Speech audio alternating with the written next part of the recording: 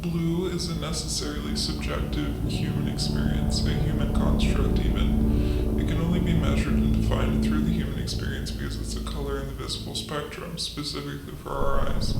And without contending with whether our blue differs from the blue as seen by other animals with similar or dissimilar eyes from our forward-facing depth of perceiving human ones, blue looks different among humans.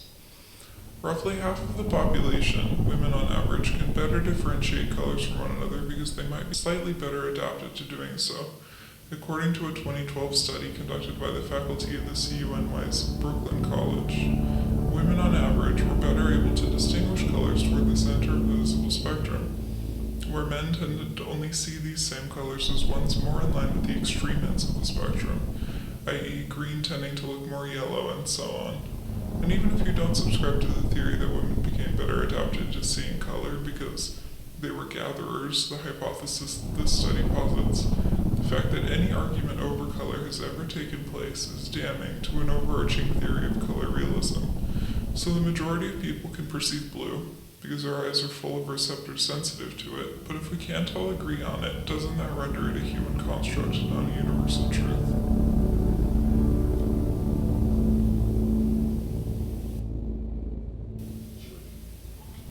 As a human construct, blue carries a lot of meaning, especially in the age of the internet.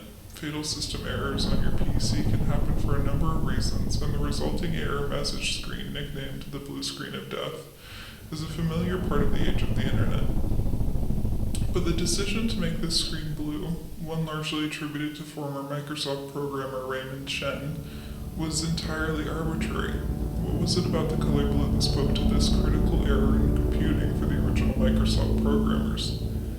Can we trace the connection between blue and the digital back to decisions like Chen's, or is there something innately blue about digital spaces?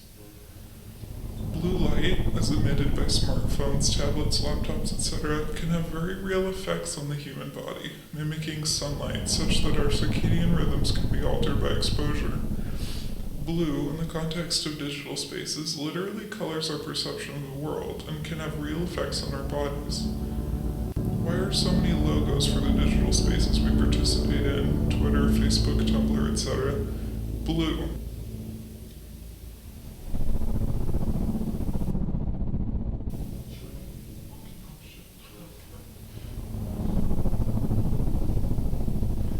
When you picture a computer, when you hear the word cyberspace, do you picture a blue screen? A blue void stretching out into the ether, traveling as far and deep as the transoceanic cables that enable the internet? Is there something about blue that lends itself to the digital, causing early computing pioneers to subconsciously connect to them, or did arbitrary decisions only solidify a connection between the color and the digital for the generations brought up on the internet?